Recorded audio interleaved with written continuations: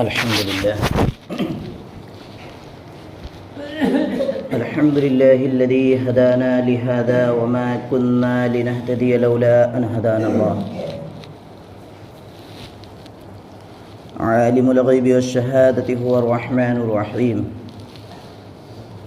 أما بعد فقد قال الله تبارك وتعالى في كلامه المجيد والفرقان الحميد فأعوذ بالله من الشيطان الرجيم بسم الله الرحمن الرحيم يا أيها الذين آمنوا هل أدلكم على تجارة تنجيكم من عذاب أليم صدق الله العظيم قال رب اشرح لي صدري ويسر لي أمري واحلل عقدة من لساني يفقه قولي رب زدني علما اللهم رب زدني علما وألحقني بالصالحين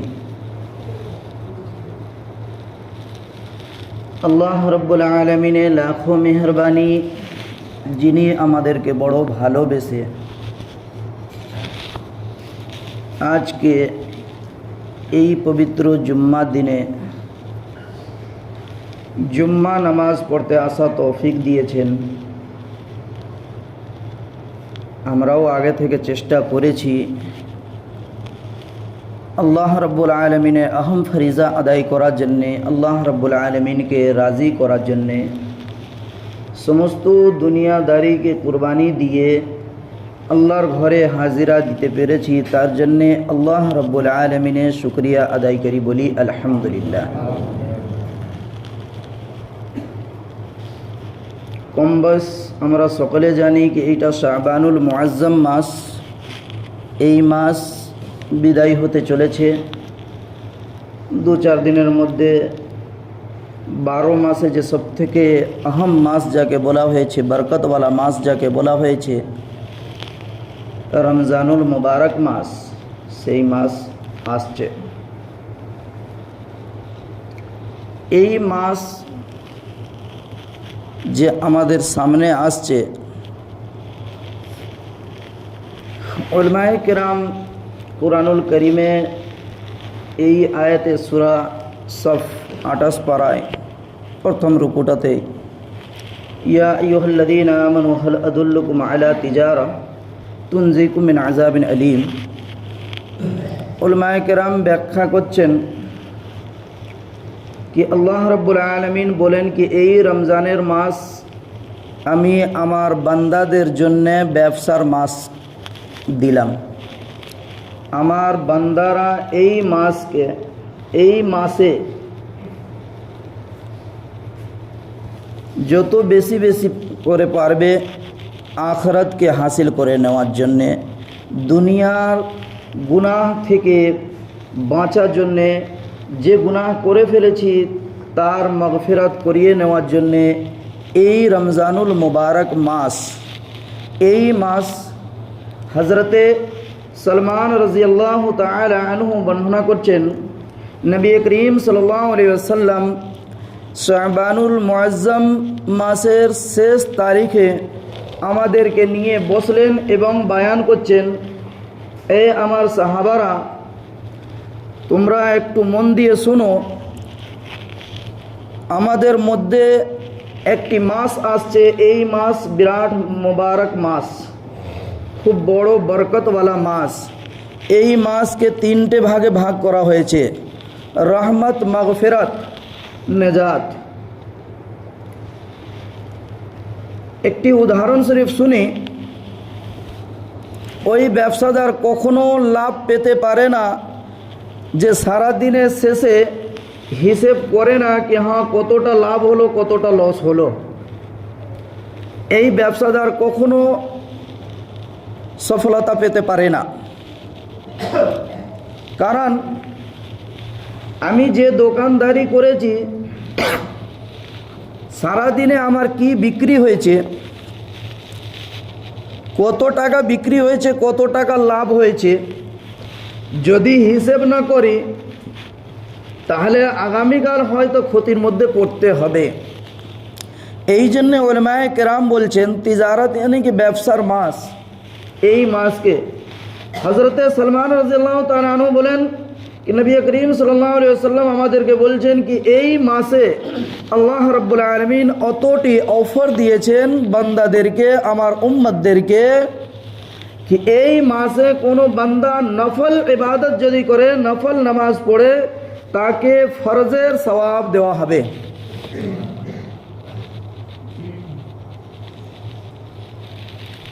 কোনো আমার উম্মত যদি এই মাসে একটি ফরজ আদায় যদি করে তাহলে 70টি ফরজ আদায় করা সওয়াব দেওয়া হবে, কম নয়, এটা কম নয়।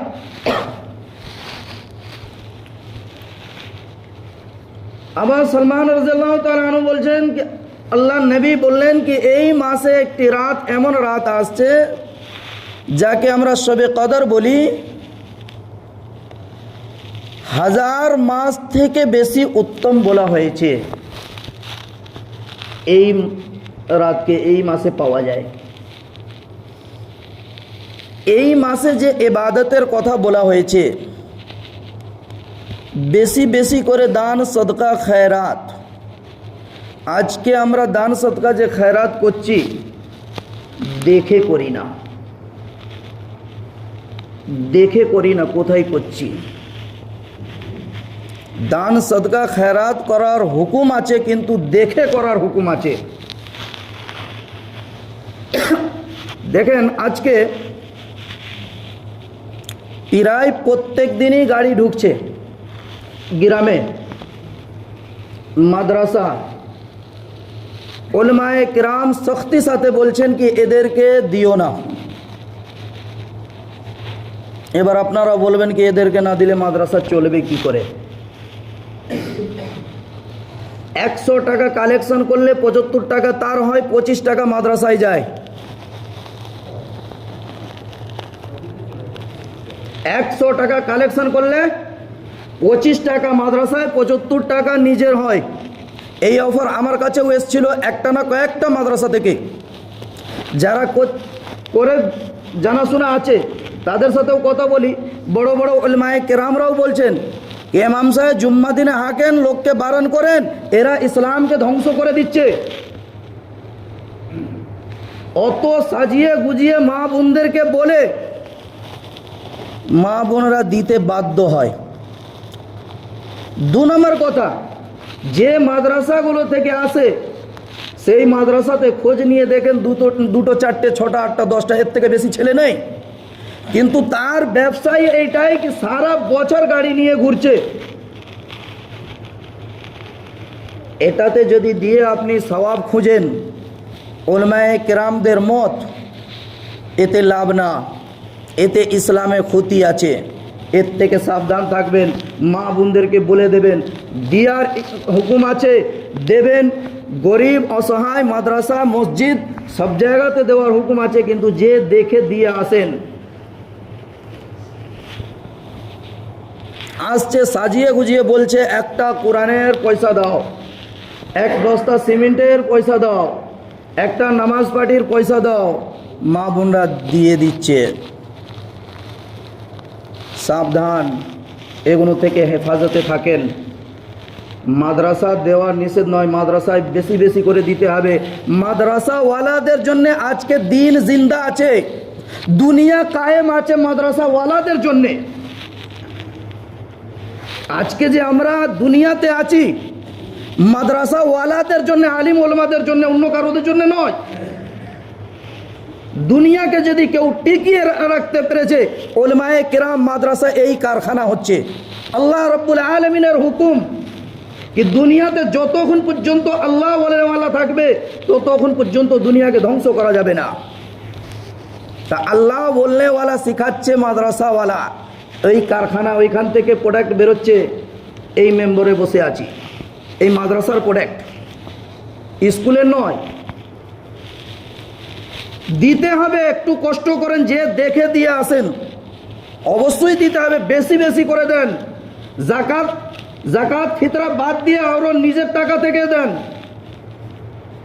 যত দেবেন আপনার তত লাভ, কিন্তু দেখে দেবেন। এই সাজিয়ে গুজিয়ে মায়েরা বোনেরা এই ফান্দায় পড়বেন না। আজকে বলে দিলাম, আমি কয়েক জুম্মাতে মনে করি কি বলবো, কিন্তু ভুলে যাই। টাইম খুবই শর্ট। যেগুলো সামনে দেখতে পাই সেগুলো বলবো না, পিছনে যেটা পড়ে আছে ওইটা বলবো। আমার নীতি যেটা আমি সামনে দেখতে পাই সেইটা আগে তুলে ধরি, তাতে মানুষের কষ্ট হলে আমার কিছু করার নেই।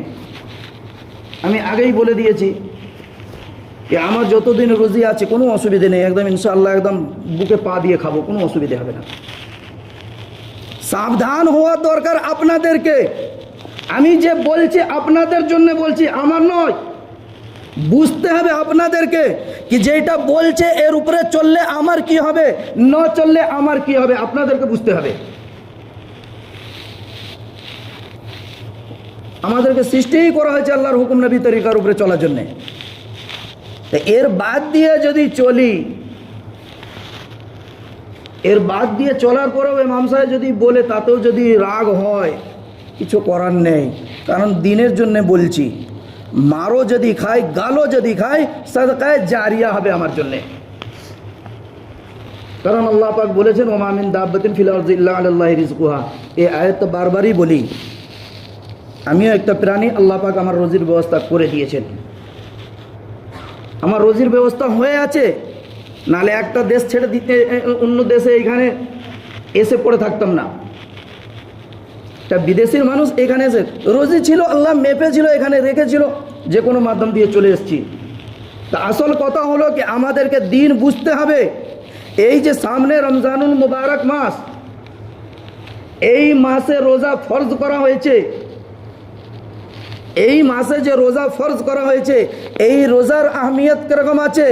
একটি রোজা যদি ছেড়ে দেন, ইচ্ছা করে যদি একটি রোজা ছেড়ে দেন, তাহলে কুরআনুল কারীমে আছে শাহরাইনি মুতাতাবিআইন, কন্টিনিউ 60টা রোজা রাখতে হবে। 59টা রোজা রেখে যদি একটা রোজা ছেড়ে দেন, আবার শুরু থেকে যেতে হবে, তাতেও আপনার 60টা রোজা রাখার পরেও একটা রোজা সমতুল্য হবে না।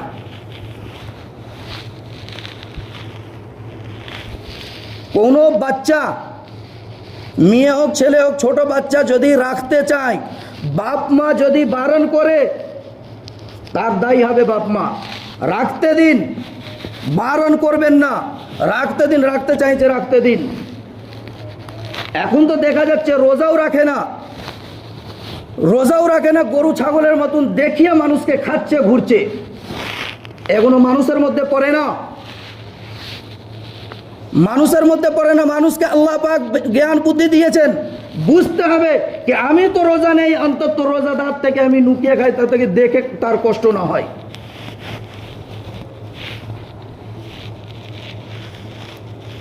এই রমজানুল মুবারক মাস যে রোজা ফরজ করা হয়েছে, এই রোজাতে দান সদকা খয়রাত এবং নফলের সওয়াব ফরজ করে দেওয়া হয়েছে। ফরজের সওয়াব 70 গুণ বাড়িয়ে দেওয়া হয়েছে। কোনো ব্যক্তি কোনো রোজাদারকে যদি রোজা করায়, ইফতার করায়, সে রোজা রাখা সওয়াব পাবে, কিন্তু রোজাদারের কোনো সওয়াবের কমি হবে না। এই রমজানুল মুবারক মাস যিনারা কোরআন পড়তে জানি, সে তো কোরআন কোনোদিন খুলে পড়া দেখা সময় হয় না, শিখে নিয়েছি, তুলে রেখে দিয়েছি। মানুষের কাছে বলার জন্য কি কোরআন তো শিখেছি, কোরআন তো পড়তে জানি। জিজ্ঞাসা করেন কি পড়ো কবে, বছরে কটা খতম পড়ো, বলতে পারবে না। কম করে বছরে 3টে খতম বাড়িতে হওয়া দরকার। জিজ্ঞাসা করুন, বলছে পড়ে নিয়েছি, তুলে রেখে দিয়েছি। মা বোনদেরও একই অবস্থা, পড়ে নিয়েছে, তুলে রেখে দিয়েছে। এখন টিভিতে সিরিয়ালের সময় চলছে, কোরআন খুলে দেখার সময় হয় না। সিজন এসছে, রমজানুল মুবারক মাসের সিজন এসছে, তখন বলছে টিভি বন্ধ থাকে, এবার কোরআন পড়। তো এই রমজানুল মুবারক মাস কম বেশি প্রত্যেক মসজিদে কোরআন খতম হয়, এক খতম কোরআন শরীফ পড়া হয় হাফিজে কোরআন তারাবিতে। এই তারাবিতে এক খতম কোরআন শরীফ শোনানো হয় গোটা মাসে। এর থেকে বড় সুযোগ আর কি হবে? সারা জীবনে তো কোরআন খুলে দেখার সময় হয় না, সুযোগ হয় না। অতটি ব্যস্ত থাকি মোর মাথায়, চায়ের দোকানে, ক্লাবে, আড্ডাতে, পার্টিতে অত ব্যস্ত থাকি কি কোরআন খুলে দেখার সময় হয় না। তা এই মাসে একটা সুযোগ এসছে, অন্তত এক খতম কোরআনটাও শুনি। এখন তো মানুষের সহজ হয়ে গেছে, ইমাম সাহেবকে ভাড়া করে নিয়ে যাচ্ছে, কোরআন পড়াচ্ছে, ওটা আমার লাভ হচ্ছে। আগেও বলেছি, আর ওদিকে যাচ্ছি না। রমজানুল মুবারক মাসে, আসল রমজানুল মুবারক মাসে যে এক খতম কোরআন পড়ার সুযোগ, শোনার সুযোগ পাওয়া যাচ্ছে, এইটা মাথায় ঢুকাই কি সারা বছর কোরআন খুলে দেখার সুযোগ হয় না। এই রমজানুল মুবারক মাসের নামাজের মাধ্যম দিয়ে এক খতম কোরআন শোনার সুযোগ পাওয়া যাচ্ছে। এইটা অন্তত না ছাড়ি, এই সুযোগটা অন্তত কাজে লাগাই। এবং যিনারা পড়তে জানি না তিনাদের জন্য ওলামায়ে কেরাম এখানেও বলেন কি পড়নেওয়ালা থেকে শুননেওয়ালার স্বভাব বেশি। ব্যাখ্যা এটাই লিখেছেন, ওলামায়ে কেরামদের কল বলছি, এইটাই লিখেছেন কি সে তো জানতো না, কিন্তু জানা আগ্রহ ছিল, সময় দিয়েছে, শুনেছে মন দিয়ে। যদি বেশি না হয় তার সমতুল্য স্বভাব অবশ্যই হবে যে পড়ে তার সমতুল্য।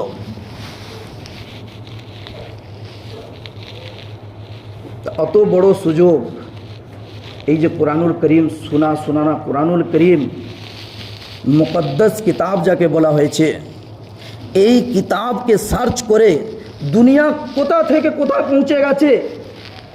অন্য অন্য ধর্মের মানুষ আজকে কোরআনকে সার্চ করে কোথায় পৌঁছে গেছে। আজকে আমরা মুসলমান, আমাদেরকে কোরআন দেওয়া হয়েছে, সে কোরআনের মর্যাদা আজকে আমরা মুসলমান বুঝতে পারি না। এই কোরআনের মর্যাদা আমরা বুঝতে পারি না।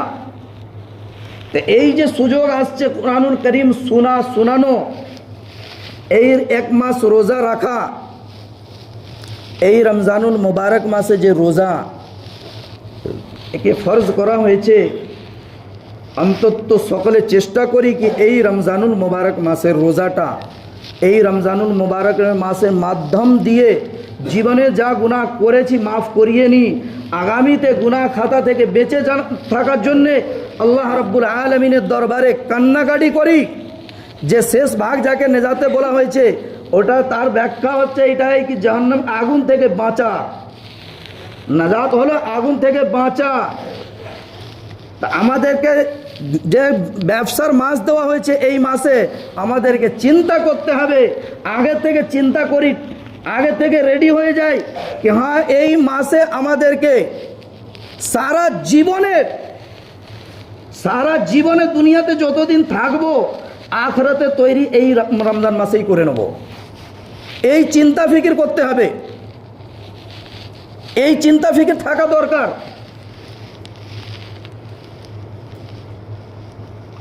যিনারা বলেন কি হ্যাঁ বয়স হয়ে গেছে, দাঁড়াতে পারি না তারাবিতে, বসে পড়েন তাতে অসুবিধা হয়, শুয়ে পড়েন, কিন্তু ছাড়বেন না, নামাজ ছাড়বেন না, ছাড়ার হুকুম নেই। মর্যাদাওয়ালা মাস। হযরত সালমান রাদিয়াল্লাহু তাআলা আনহু বলেন নবী করিম সাল্লাল্লাহু আলাইহি ওয়াসাল্লাম আমাদেরকে ডেকে কাছে বসিয়ে এই মাসে ফজিলত বুঝালেন যে এ আমার সাহাবারা, তোমরা এই মাসে বেশি বেশি করে ইবাদত করো এবং যার औकात আছে, যার ক্ষমতা আছে, বেশি বেশি করে দান সদকা খায়রাত করো এবং দেখো কোনো অসহায় আছে তাকে ইফতার করিয়ে দাও। সাহাবায়ে কেরাম জিজ্ঞাসা করছেন, ইয়া রাসূলুল্লাহ, ইয়া হাবিবাল্লাহ, যার ক্ষমতা নেই কাউকে ইফতার করানা, তা আমাদের ইফতার তো যত 25টা আইটেম না হলে আমাদের ইফতার হয় না। নবী করিম সাল্লাল্লাহু আলাইহি সাল্লাম বললেন, অন্তত একটা খেজুর কাউকে খাইয়ে দাও, তাতেও রোজা রাখা সওয়াব পাবে। তাও যদি না হয় 1 গ্লাস পানি পান করিয়ে দাও। আমরা তো খরচা করি, কিন্তু কোথায় এইটা দেখে করি না। বললে বলে মুলি সাহেব যা বলছে বলুক না, আমাদের জিনিস আমরা কোথায় করবো সেটা আমরা বুঝবো। আমরা কি জানি না? জানেন, আলহামদুলিল্লাহ, খুব ভালো জিনিস, জানা খুবই ভালো, জানা দরকার আছে, জানা দরকার আছে, কিন্তু সঠিক জানতে হবে, সঠিক জানতে হবে। এই নেটে দেখে জানলে হবে না, আর চটি বই দেখে জানলে হবে না। জানতে হবে, সঠিক জানতে হবে, জাননেওয়ালাদের কাছে জানতে হবে। আমি আগেও বলেছি কি ইবাদতের জন্য 3টে জিনিস অবশ্যই।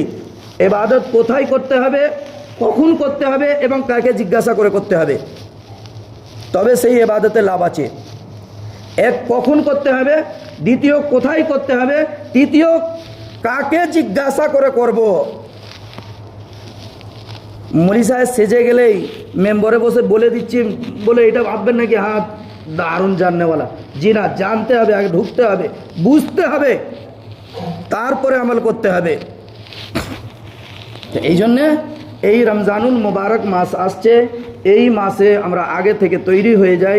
নবী করিম সাল্লাল্লাহু আলাইহি সাল্লামের কল তো এমনিতেই ছিল কি শাবানুল মুআজ্জম মাসে বেশি বেশি করে রোজা রাখো, যাতে কি রমজান মাসে অভ্যেস হয়ে যায়, কষ্ট না হয়। তা আমরা এই শাবানুল মুআজ্জম মাসকে তো আমরা হারিয়ে ফেলেছি। অন্তত রমজানুল মুবারক যে মাস আসছে, এই মাসটাকে অন্তত আমরা কাজে লাগাতে পারি, এই মাসকে আমরা ব্যবহার করতে পারি, সঠিক জায়গা থেকে কাজে লাগাতে পারি, অন্তত এইটা বুঝতে পারি কি হ্যাঁ আমার মুখে দাড়ি নেই, এই রমজানুল মুবারক মাসে আমার মুখে দাড়ি এসে গেছে, তাতে বুঝতে হবে কি হ্যাঁ আমার উপরে রহমত হয়েছে। যার মাথায় টুপি থাকে না, তার মাথায় যদি টুপি উঠে যায় তাহলে বুঝবেন কি হ্যাঁ লাভ হয়েছে।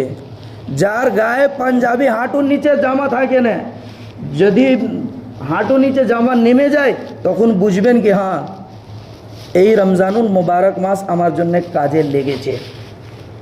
এই জন্যে সকলকে অনুরোধ করছি কি হ্যাঁ অন্তত রমজানুল মুবারক মাসে, এই মাস আল্লাহ রাব্বুল আলামিন সমস্ত বান্দাদের রিজকেও বাড়িয়ে দেন। এই রমজানুল মুবারক মাসকে আমরা সকলে মিলে আল্লাহ যেরকম হুকুম আছে, নবী তরিকা যেরকম আছে সেরকম মেনে চলি। এই রমজানুল মুবারক মাসে যে তারাবি নামাজে অন্তত 1 খতম কোরআন পড়া, শোনানো যে সুযোগটা আছে, অন্তত এইটাকে কাজে লাগাই। এইটা ভাবি না কি হ্যাঁ অতক্ষণ কে দাঁড়াবে, যতক্ষণ পারবেন দাঁড়াবেন, না পারলে বসে পড়বেন, ওতেও যদি এ হয়ে যান শুয়ে পড়বেন, কিন্তু নামাজকে জায়া করবেন না, নামাজ ছাড়বেন না। অন্তত এই মাসকে আমাদের জীবনে সমস্ত আহম মাস। নবী করিম সাল্লাল্লাহু আলাইহি সাল্লাম সাহাবাদেরকে বলছেন কি সর্বপ্রথম আমার উম্মত জান্নাতে যাবে, সর্বপ্রথম আমার উম্মত জান্নাতে যাবে এবং আমার উম্মতের নেকি সমস্ত নবীর উম্মত থেকে বেশি হবে। নবী করিম সাল্লাল্লাহু আলাইহি সাল্লাম এই কথাটা যখন সাহাবীদেরকে বললেন, সাহাবীদের ঈমান কি ছিল, জানার আগ্রহ কি ছিল, সব সময় নবীর সাথে সাথে ঘুরতেন কি নবী কি কখন কি আদেশ দেবেন, কি কথা বলবেন, আমরা তার উপরে আমল করব, যাতে কি দুনিয়া আখিরাত দু জায়গাতেই কাজ হবে। তখন সাহাবাগণ জিজ্ঞাসা করছেন, ইয়া রাসূলুল্লাহ, ইয়া হাবিবাল্লাহ, আপনার উম্মত থেকে অন্য নবীদের উম্মতের হায়াত বেশি, তো তারা তো আমাদের থেকে বেশি ইবাদত করেছে, তাহলে আমাদের ইবাদত আমাদের নেকি বেশি কি করে হবে? তখন নবী করিম সাল্লাল্লাহু আলাইহি ওয়াসাল্লাম বললেন কি এই রমজানুল মুবারক মাসে যে একটি রাত আসছে, যাকে আমরা সবে কদরের রাত যাকে বলি, এই রাত অন্য কোনো নবীর উম্মত পায়নি, 1000 মাস থেকে উত্তম একে বলা হয়েছে। যদি জীবনে অন্তত 5টাও যদি পায় তাহলে 5000, অত কারো হায়াত থাকেনি, অন্য কোনো নবীর উম্মতের হায়াত অতদিন থাকেনি। এবং যে ইবাদতগুলো আমার উম্মতদেরকে দেওয়া হয়েছে, অত ইবাদত অন্য কোনো উম্মতদেরকে, অন্য নবীদের উম্মতে দেওয়া হয়নি। তা আমার নবী, আমার উম্মতের নেকি সবসময় বেশি থাকবে এবং আমার উম্মত সর্বপ্রথম জান্নাতে যাবে। তা আমরা সেই নবীর উম্মত অন্তত কীভাবে হতে হবে, নবীর তরিকার উপরে না চললে নবীর আসল উম্মত হওয়া যাবে না।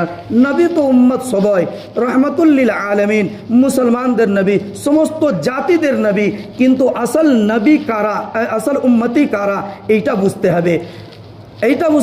মান রাগিবা মিন সুন্নতি ফালাইসা মিন্নি। আল্লাহ নবী বলছেন, যে আমার সুন্নত মানতে পারলো না সে আমার উম্মত হতে পারলো না। দেখি আমরা নবীর উম্মত যে হয়েছি, নবীর উম্মত বলে যে দাবি করছি, নবীর মাথায় সবসময় টুপি থাকতো, আমার মাথায় টুপি আছে না নেই? নবীর মুখে সবসময় দাড়ি ছিল, আমার মুখে দাড়ি আছে না নেই? নবীর গায়ে সবসময় পাঞ্জাবি হাঁটুর নিচে থাকতো, নবীর পায়ে পায়জামা লুঙ্গি উপরে গাঁটের উপরে পড়তেন, আমরা গাঁটের নিচে পড়ছি। গাঁটের নিচে পড়া হারাম। হযরতে উমর ফারুক রাদিয়াল্লাহু তাআলা আনহু রাস্তা দিয়ে যাচ্ছেন, এক সাহাবী সামনে যাচ্ছেন, দেখছেন সামনে যাচ্ছে, পায়জামা পরেছেন, গাঁটের নিচে আছে, গাঁটের নিচে আছে। হযরতে উমর ফারুক আমিরুল মুমিনিন একটু জোরে হাঁটতে লাগলেন ধরার জন্যে, যে ওকে ধরলেন, ধরে জিজ্ঞাসা করছেন, আহাইজ আন্তা, ওকে জিজ্ঞাসা করছে। এবার সাহাবা পিছন দিকে ঘুরে দেখছে কি এখানে তো কোনো মেয়ে ছেলে নেই, তাহলে বললো কাকে? আহাইজ আন্তা। তখন বলছে, আমিরুল মুমিনিন, আপনি কাকে বললেন? বলছে, এখানে আছে কে? বলছে, এখানে তো আমি আছি। তাহলে তুমি যখন আছো তো তোমাকে বলেছি, অন্য কাকে বলবো? তখন বলছেন, ইয়া আমিরুল মুমিনিন হালি ইয়াহিজুর রাজুল। আমিরুল মুমিনিন বলছেন, তোমার কি মেন্স